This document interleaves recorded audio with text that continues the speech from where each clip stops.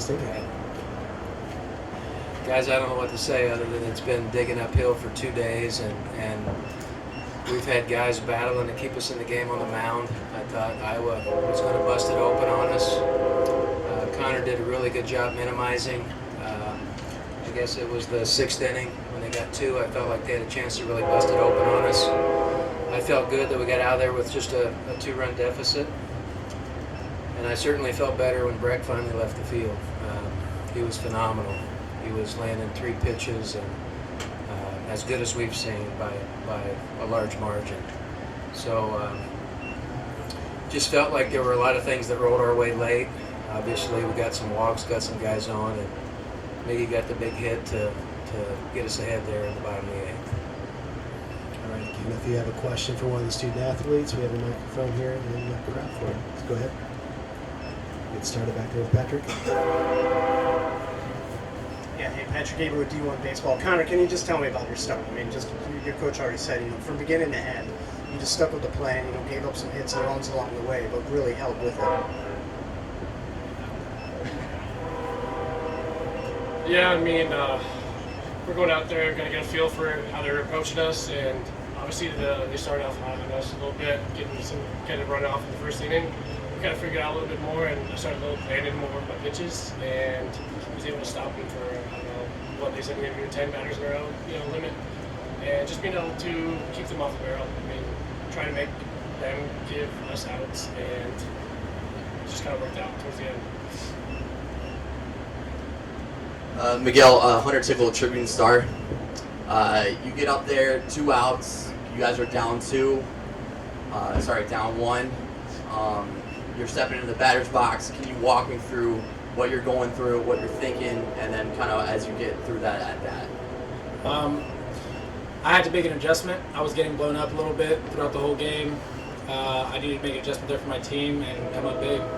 My team needed me, so I needed to step up. Got a question here in the back? Or the front and then the back. Connor, just talk about trusting your defense all night to make plays behind you. Especially Adam with that Sports Center type like catch to rob that home run, and defense made a lot of plays behind him. And I know you probably have all the faith in the world. Yeah, I mean, Adam's a wonder out there. I mean, he's throwing his body all over the place. There's not a ball he's not going to try and shoot for. I mean, I was trying. Luckily, Sway had my back at the middle on one. I almost looked foolish missing the ball, but I mean, I know they're going to be there, and no matter if we have a rough game before, they're going to come back out and be a solid defense for us. That's just going to get the job done.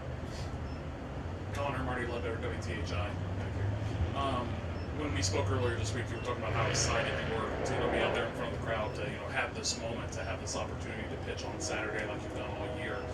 Coach just talked on it on the 6th inning. What was going through your mind when things were kind of going away from you a little bit? Then you had that meeting, and then all of a sudden you right the ship for 2 more innings. Yeah, they definitely were getting some barrels on there. I mean, we knew I was throwing good pitches. They were getting good swings off, and that's all we really could hope for. I mean, I'm working through, and if he comes out, all the confidence. And Hancock's talking to me. He's like, go out there, get your job done, and I was able to limit that inning to 2 runs, which is a lot better than the 4 I was thinking they were going to get. Grant Pugh, WTWO. Miggy, what does this say about the resiliency of this team? I mean, you did it yesterday, did it today. Just keep fighting, scratching, clawing against certainly one of the best teams in the country and find a way and get it done in the 8th inning. Yeah, I mean, this team is phenomenal. We've always just kept our head down. We always have faith in ourselves, and we know that we always have one another's back, no matter the situation and no matter the outcome. We always hope for each other. Question, both of you can answer this. Just you're 1 win away from playing for a super regional and winning the regional in front of your home fans. What's the feeling amongst the team right now? I know you still got 1 more left. Want to get the job done tomorrow, but you guys have to feel this confidence. It is exuberating through the entire team right now. We're really excited right now. I mean, we're 1 win away, but we have to come out here tomorrow, take care of business, and play our game, not try to be somewhere we're not. We got to keep our identity and just keep scrapping and find a way to win a ball game tomorrow. I think we have one more question, or time for one more question with the student athletes. Connor, Paul Shepard, Indy Star. How much did you think about that very first game of the season as you were preparing for tonight's game, or did you think about it? I mean, obviously, we knew. I mean, there's an opening game. And to me, I mean, it was not an ending that we wanted. I knew it was a mistake pitch that they ended up getting a hold of, and that's how it ended. So I know as long as I was able to come out there and keep my stuff, how I want it, and try to limit the mistakes on the mound, they're not going to be hitting the ball hard all over the place. They're not a team that we saw was going to be lifting it on me and letting the ball fly. All right, this time we'll go ahead and dismiss the student athletes. If you do have any more questions for the student athletes, just contact Seth, and he can help arrange those here in a minute, okay? Congrats, guys. We'll see you tomorrow night. All right, so if you have questions for Coach Hannas, raise your hand. Coach, I'd like to start with the 2 defensive plays in the 9th inning, and just how much are those types of plays akin to the success that this team has had this season? I really feel like the defense, it didn't show last night, but I really feel like our defense has been excellent all year. Not just the 9th, but those were really good plays. Gurgley sliding in and taking away a base hit in the game. Some other plays that were solid Division I college plays that aren't easy plays that were made. Diaz had the one going to his right. That was a really good play. I think it's one thing that we take a lot of pride in, is being able to not just make the play right at us, but make the play that changes the game. And I just think when you change an inning, obviously that's a bullet to an offense, and that offense was doing a really good job. For the folks that know college baseball, sitting there watching that, the pitches that we were calling, the adjustments we were making, but yet the adjustments they were making, it was cat and mouse all day long. Probably as good as we've faced this season. We tried going in a little more in certain counts. We tried going away. We tried throwing the cutter more. We got to the 8th inning, actually busted out a slider, which is not Connor's best pitch, but and a changeup. So I think the entire piece, from the pitch calling, the pitch calling, and then locating the pitches, allow you to set a defense.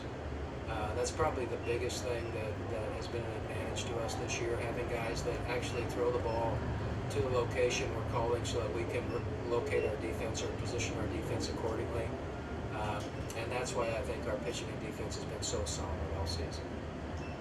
Coach, this isn't obviously the first game. We literally saw it yesterday, with guys battling back. I know you'd rather them putting teams away early, but talk about that confidence that this team has. Hey, as long as we haven't at bat, it doesn't matter what that scoreboard says. We know that we can make a rally. I think that's really important to know. You can always come back.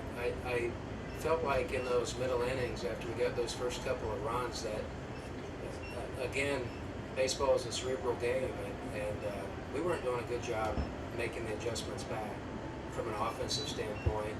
So I feel like that limited us a little bit in a few of those innings. I mean, he started landing 3 pitches, and when that's the case, as a hitter, you better dig in and get a little smaller and figure out a way to put a bat on a baseball. But I think if you look at the starting pitching from Guncor last night to Breck tonight, those are guys that are going to make you dig uphill. I mean, those are guys that are capable of beating anybody in the country on any given day. And that's probably what you're going to have to do to beat them, is somehow survive and get to the bullpen and figure out a way to win a game. Coach Travis Day with the Daily Times and Sullivan. Maybe let's talk about the hustle play that Luis had there in the 8th inning, beating out that infield signal, kind of got you guys going there. That's the first one he's had all year. So usually when it's on the turf, he's out. Now I think early in the year he had a ball off his foot and hasn't run well a lot of the season. He's finally getting back to.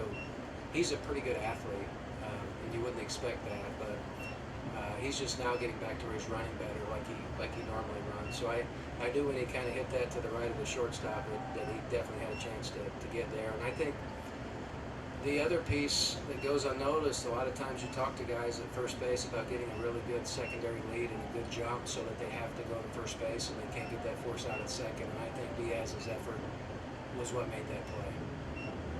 Coach, you guys, you put Adam Pottinger at the cleanup spot tonight. Had a big night, just like he's had the last 6 games for you guys. What can can you say about what he had for you guys tonight and put you guys in that position to make that at that 8th inning? Well, when we put the lineup together today, I think you were trying to balance right and left because in my mind, I thought that Simpson would be the guy to come in after Greg. And so I did not want to stack any lefties or any righties. I wanted to keep them split so that we could kind of go guy for guy if we had too late in the game. And Pottinger, he's just a scrapper. He's one of those guys that you make a pitch on him and he looks foolish, and you make the same pitch and he hits it in the gap. I mean, it's the kind of hitter he is. I think he's really maturing. He's learning to temper his emotion a little bit. He's learning to set a little calmer. And you had to tonight, but he did a really good job. I think that 0-2 fastball he hit out really changed the game for a few innings. Michael Press, NCAA.com. Did it feel like that last review took about 15 minutes? And how worried were you that everybody had a moment of feeling great that you might actually have to go out and get another out? I was really worried. I really was, because you think you win a game and all of a sudden, if that guy's safe and you didn't win a game and you got to lock back in and make pitches and obviously it's not been that long ago we gave up a 4 spot in the 9th, so yeah, that stuff was running through my head. Hey, we got to calm down here and make sure we got an out. Have time for a couple more. Go ahead, Patrick. Coach, what can you tell me about Dispenser's performance and the confidence level that he's building after last week's tournament, winning, securing 2 wins in much different fashion tonight? Yeah, I mentioned last week after the game against Evansville, I didn't do him any justice with the pitch caller. I felt really bad about that. Felt like we pulled off the throttle a little bit and tried to win it with a slider. It was 3 sliders in a row. And I wanted him to know that. I wanted him to know that obviously he did a good job executing pitches, and I did not want him to feel like he cost us that game. Sometimes confidence is such a fragile thing. And he's been good for us all year. He's been really good for us, and we've leaned on him hard, maybe a little too hard early, and needed to give him a break. But I mean, it's really, really good. I was really impressed with him tonight. Felt like that zone got really tight. I thought he kept his composure well. I was a little worried he was going to try to overthrow, but I feel like he's maturing into a guy that can land a couple of pitches and he knows it, and he doesn't panic as much as he did when he was a freshman. You can just see the maturity, and I think he's going to be a special player for a long time. Coach, just now that you've kind of had 2 games to really get to feel what hosting a region sounds like from the fans' perspective, and just from everything, they've been behind you. The fans have been behind you guys all season. You probably can't thank them enough for showing out these last 2 nights. And we've still got one more.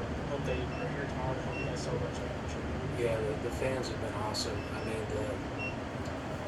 obviously the regionals we've gone to, and you play the host team, and it's such an advantage for the host team in those stadiums. And there are times you can't hear yourself, in the big moments. And our crowd has been so good here the last weekend. We had to change up all of our communication stuff here the last couple of days because we're used to being able to hear one another, and we have some stuff that we use on the road when we're playing, like at a Vanderbilt or some other places, but we've had to bust it out at home because it's been loud enough out there.